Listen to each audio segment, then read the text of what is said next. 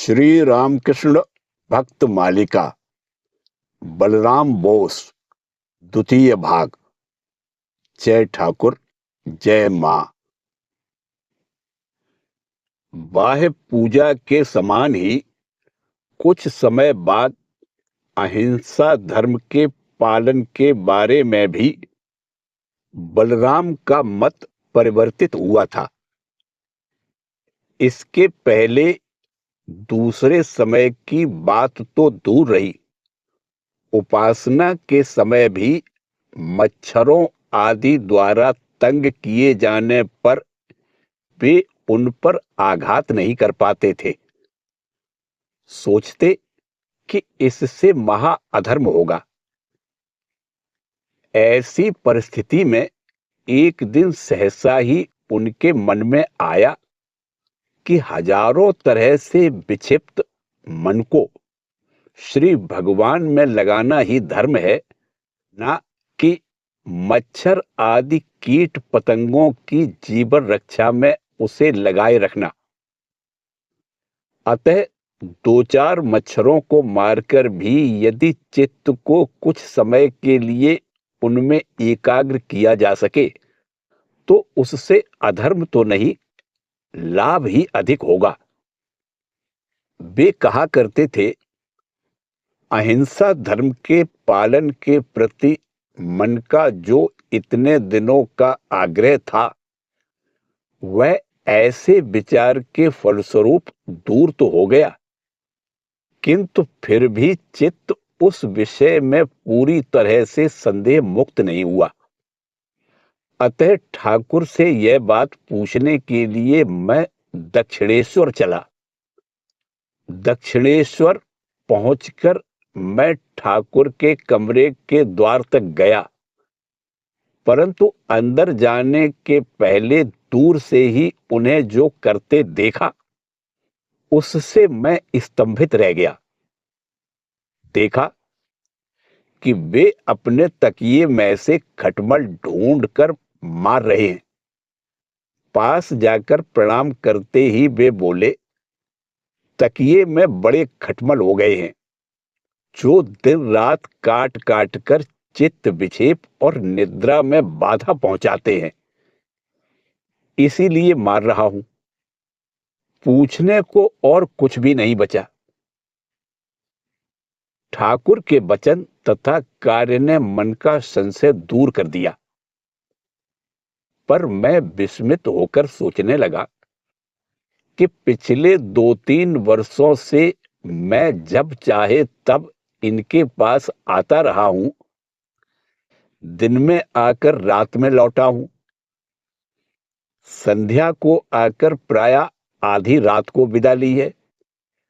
प्रति सप्ताह ही इस प्रकार 3-4 बार आया गया हूं, परंतु एक दिन भी मैंने इन्हें ऐसा करते नहीं देखा। ऐसा क्यों हुआ? तब अपने अंतर में ही इसका समाधान हुआ और मैं समझ गया कि इसके पूर्व यदि मैं इन्हें ऐसा करते देखता तो मेरे भाव को आघात पहुंचता और उनके प्रति शायद अश्रद्धा का उदय होता। इसीलिए परम करुणामय ठाकुर ने ऐसा कार्य पहले कभी मेरे समक्ष नहीं किया था। बलराम तथा उनका परिवार ठाकुर के प्रति श्रद्धा भक्ति रखते थे, इसलिए उनके संबंधियों में ही कोई कोई उनके प्रति नाराज थे। उनके इस प्रकार नाराज होने में कुछ कारण भी था। प्रथमतः उन लोगों ने वैष्णव वंश में जन्म ग्रहण किया था, अतः प्रचलित शिक्षा दीक्षा के अनुसार उनका धर्ममत काफी एकांगी और अत्यधिक बाह्य आचार से युक्त होना स्वाभाविक था। इसलिए सभी धर्म मतों की सत्यता में स्थिर विश्वास रखने वाले, परंतु बाह्य चिन्ह धारण करने से विमुख रहने वाले ठाकुर का भाव हृदयंगम कर पाना उनके लिए संभव नहीं था और ऐसा करने की वे आवश्यकता भी नहीं समझते थे। अतः ठाकुर के सत्संग तथा कृपा के फलस्वरूप बलराम का दिन दिन उदार भाव संपन्न होते जाना उन लोगों को धर्महीनता जैसा प्रतीत होता था। द्वितीयता, धन, मान, उच्च वंश आदि जागतिक वरिष्ठता हृदय में प्रायः अभिमान अहंकार की ही वृद्धि करती है। अतः अपनी वंश मर्यादा को भुलाकर बलराम साधारण लोगों के समान धर्म लाभ के लिए जब तब दक्षिणेश्वर जाकर ठाकुर के चरणों में उपस्थित होते हैं तथा अपनी पत्नी एवं कन्या आदि को भी वहां ले जाने में संकोच नहीं करते। यह जानकर उन लोगों के अभिमान को कितना तीव्र आघात पहुंचा होगा, यह कहने की बात नहीं है। अतः बलराम को इस कार्य से रोकने के लिए उन दिनों वे लोग अत्यंत आग्रही हुए थे। कालना के भगवान दास बाबा जी की निष्ठा तथा भक्ति प्रेम की विशेष महिमा सुनाकर तथा अपने वंश गौरव का बारंबार स्मरण दिलाकर भी जब वे लोग बलराम का ठाकुर के पास आना जाना बंद नहीं करा सके, तब उन्होंने ठाकुर के प्रति विद्वेष युक्त होकर कभी कभी उनकी व्यर्थ की निंदा करने में भी संकोच नहीं किया। किंतु जब इसका भी कोई फल निकलते नहीं दिखा, तो अंत में वे लोग ठाकुर और बलराम के बारे में बहुत सी विकृत आलोचनाओं से उनके दो चचेरे भाई निमाई चरण और हरिवल्लभ बोस के कान भरने लगे। अतः कहीं हरिवल्लभ बाबू उन्हें वह मकान खाली कर देने को न कहें अथवा कहीं निमाई बाबू उन्हें संपत्ति आदि की व्यवस्था के लिए कोठार में बुलाकर ठाकुर के पुण्य संग से वंचित न कर दें, इस भय से इन दिनों बलराम बाबू का हृदय कभी कभी बड़ा व्याकुल हो जाता था। सगे संबंधियों की गुप्त प्रेरणा से उनके दोनों भाइयों ने उन्हें पत्र लिखकर बताया कि वे उनके प्रति असंतुष्ट हुए हैं। फिर शीघ्र ही उन्हें यह संवाद भी मिला कि हरिवल्लभ बाबू किसी महत्वपूर्ण विषय पर उनके साथ सलाह परामर्श के लिए शीघ्र ही कलकत्ता आकर कुछ दिन उनके साथ निवास करेंगे। कोई गलत कार्य तो उन्होंने किया नहीं था। अतः काफी सोच विचार कर उन्होंने निश्चय किया कि उनके भाई लोग यदि दूसरों की बात पर विश्वास करके उन्हें दोषी ठहराएं, तो भी ठाकुर की बीमारी के समय वे उन्हें छोड़कर अन्यत्र नहीं जाएंगे। इसी बीच 1885 ईस्वी के अंत में हरिवल्लभ बाबू कलकत्ता आ पहुंचे। भाई को उनके साथ रहने में कोई असुविधा या कष्ट न हो, ऐसी सब प्रकार की अच्छी व्यवस्था बलराम बाबू ने की। तत्पश्चात वे अपने दृढ़ संकल्प को स्थिर रखते हुए निश्चिंत रहने लगे तथा पहले के ही समान खुले तौर पर प्रतिदिन ठाकुर के पास आवागमन करने लगे। हरिवल्लभ बाबू जिस दिन कलकत्ता आए उस दिन बलराम के आते ही उनका चेहरा देखकर ठाकुर समझ गए कि उनके मन में कोई संघर्ष चल रहा है। तद उपरांत हरिवल्लभ के आने की बात सुनकर वे बोले, वह कैसा आदमी है, उसे एक दिन यहां ला सकोगे? बलराम ने बताया कि हरिवल्लभ बाबू बड़े अच्छे हैं, पर कान के थोड़े कच्चे हैं। दूसरों की बातें सुनकर ही उन्होंने बलराम के बारे में पता नहीं क्या धारणा बना ली है। अतः उनके कहने पर संभव है वे न आए।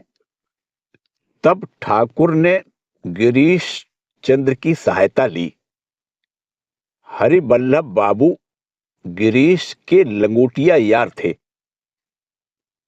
अगले दिन तीसरे पहर हरिवल्लभ गिरीश के साथ ठाकुर के पास आए।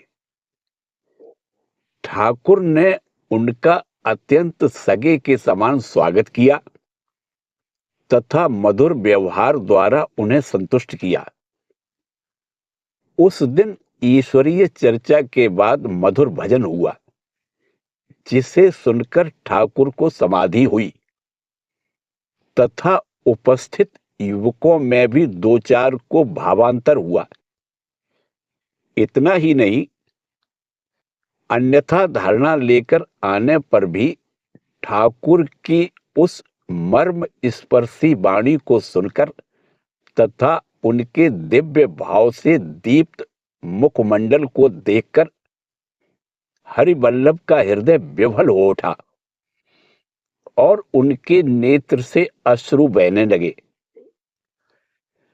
वे सारे संदेहों से मुक्त हो गए। विदा लेने का समय हो जाने पर भी वे नहीं उठे तथा संध्या के बाद भी कुछ समय ठाकुर के साथ आनंद पूर्वक बिताकर अंत में अनिच्छा पूर्वक ही घर लौटे। कहना न होगा कि गुणग्राही हरिवल्लभ बाबू तब से ठाकुर के अनुरागी भक्त बन गए तथा ठाकुर के मना करने पर भी वे अपनी कुल मर्यादा एवं पद गौरव को भूलकर बलपूर्वक उनकी चरण धूलि लेने लगे।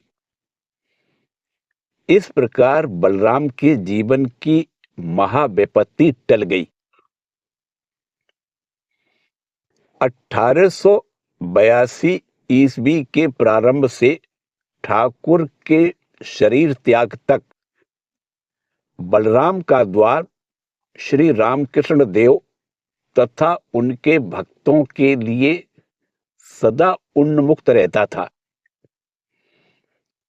ठाकुर स्वच्छंद भाव से अपने इस किले में जाया करते थे और उनके आने का संवाद पाकर भक्तगण भी वहां आ जुटते थे,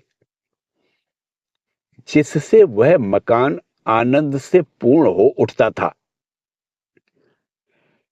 1885 ईस्वी में रथ यात्रा के अवसर पर वहां आकर ठाकुर ने एक दिन से अधिक निवास किया था। यह बलराम के प्रति उनकी कृपा का ही द्योतक है, क्योंकि स्वस्थ दशा में वे कलकत्ते में कभी रात्रि यापन नहीं करते थे। बाद में गले का रोग हो जाने पर इस नियम का भंग होने लगा। उस समय भी ध्यान देने योग्य बात यह है कि डॉक्टर की सलाह पर जब भक्तगण ठाकुर को कलकत्ते में रखकर चिकित्सा कराने के निमित्त बाग बाजार में दुर्गाचरण मुखर्जी स्ट्रीट पर एक छोटा सा मकान किराए पर लेकर उन्हें वहां ले आए, तो गंगा तट पर काली मंदिर के खुले उद्यान की मुक्त वायु में रहने के अभ्यस्त ठाकुर उस छोटे से मकान में प्रवेश करते ही बोले कि वे उसमें नहीं रहेंगे और पैदल ही भक्त प्रवर बलराम बोस के मकान में चले आए। बलराम बाबू ने उनका सादर स्वागत किया और प्रार्थना की कि जब तक इच्छानुकूल मकान नहीं मिलता तब तक वे उन्हीं के घर में रहने की कृपा करें। इस प्रकार उस अवसर पर ठाकुर ने आनंद पूर्वक लगभग 1 सप्ताह उस मकान में निवास किया था। इन दिनों भक्तों के निरंतर आश्वासन के फलस्वरूप बलराम भवन आनंद धाम में परिणत हुआ था और उस आनंदोत्सव में रत ठाकुर को थोड़ा सा भी विश्राम नहीं मिल पाया था। श्री रामकृष्ण देव की बहुविध स्मृतियों से जुड़े इस भवन की पवित्रता का स्मरण करते हुए ही वचनामृतकार ने लिखा है, धन्य हो बलराम, तुम्हारा ही मकान आज ठाकुर का प्रधान कर्म क्षेत्र हो रहा है। यहाँ कितने ही नए नए भक्तों को आकर्षित करके उन्होंने प्रेम रज्जू से बांध लिया है। भक्तों के साथ कितना नृत्य किया है, गायन किया है, जैसे कि श्रीवास के गृह में चैतन्य महाप्रभु ने प्रेम की हाट लगाई थी। दक्षिणेश्वर के काली मंदिर में बैठे बैठे वे रोया करते हैं। अंतरंगों को देखने के लिए व्याकुल हैं। मां को संबोधित करते हैं, वे यदि न आ सके तो मां मुझे ही वहां ले चल। इसीलिए बलराम के घर दौड़े आते हैं। आते ही बलराम को भेजते हैं निमंत्रण देने। कहते हैं, जाओ नरेंद्र को, भवनाथ को, राखाल को बुलावा दे आओ। यहीं पर कितनी बार प्रेम के दरबार में आनंद लीला हुई है। स्वामी अद्भुतानंद के मतानुसार ठाकुर इस भवन में 100 से भी अधिक बार आए थे। इस प्रकार नाना प्रकार से पवित्रीभूत इस भवन को रामकृष्ण संघ में बलराम मंदिर की आख्या मिली तथा यह महातीर्थ में परिणत हो गया। बलराम पर ठाकुर का अपूर्व स्नेह तथा विश्वासपूर्ण निर्भरता थी। इसी कारण एक बार उन्होंने अपने मानस पुत्र राखाल को स्वास्थ्य सुधार के लिए उनके साथ वृंदावन भेजा था। इसके अतिरिक्त अन्य अवसरों पर भी ठाकुर के भक्तगण बलराम बाबू के कलकत्ते के मकान में, वृंदावन के कुंज में अथवा पुरी के आवास भवन में निसंकोच निवास किया करते थे। श्री माता जी ने भी ठाकुर के शरीर त्याग के उपरांत बीच बीच में जाकर इन तीनों स्थानों में निवास किया था। वस्तुतः ठाकुर तथा उनके भक्तों की विविध प्रकार से सेवा करके भी मानो बलराम को संतोष नहीं होता था, परंतु उनकी आय अधिक नहीं थी। उन्हें अत्यंत मासिक वृत्ति पर निर्भर रहना पड़ता था। अतः वे काफी सोच समझकर खर्च करते थे और इस कारण बहुत से लोग उन्हें कृपण समझ बैठते थे। श्री रामकृष्ण देव इस बात से अवगत थे और इससे भी अधिक वे इस भक्त के अनुरागपूर्ण हृदय से परिचित थे। अतः बलराम की कृपणता पर वे परिहास ही करते थे और उस निर्दोष विनोद के माध्यम से बलराम के प्रति उनका प्रेम ही अधिक व्यक्त हुआ करता था। यह मानो अपने किसी प्रिय पात्र के दोष गुणों को लेकर आमोद करना था। यहां पर एक दृष्टांत दिया जा सकता है। एक दिन 14 जुलाई 1885 ईस्वी को बलराम मंदिर में नरेंद्र ने जब श्री रामकृष्ण देव से भजन गाने का आदेश पाकर कहा, वाद्य नहीं है, ऐसे ही। तब श्री रामकृष्ण देव बोले, हमारी तो बेटा जैसी अवस्था है, ऐसे ही हो सके तो गाओ। उस पर भी बलराम की व्यवस्था है। बलराम कहता है, आप नाव से आइएगा, बिल्कुल ही न हो सके तो फिर गाड़ी करके आइएगा। दावत दी है तो आज शाम नचा लेगा। ये सब बातें सुनकर सभी भक्त हंसने लगे। ठाकुर ने कहना जारी रखा, तत्पश्चात राम ढोल बजाएगा और हम लोग नाचेंगे। राम को भी ताल का बोध नहीं है। बलराम का भाव है, आप लोग नाचें, गाएं, आनंद मनाएं। बलराम के इस आपात प्रतीयमान कृपणता का और भी एक पक्ष था। वे स्वयं कष्ट में रहकर भी साधु सेवा के लिए धन बचाया करते थे।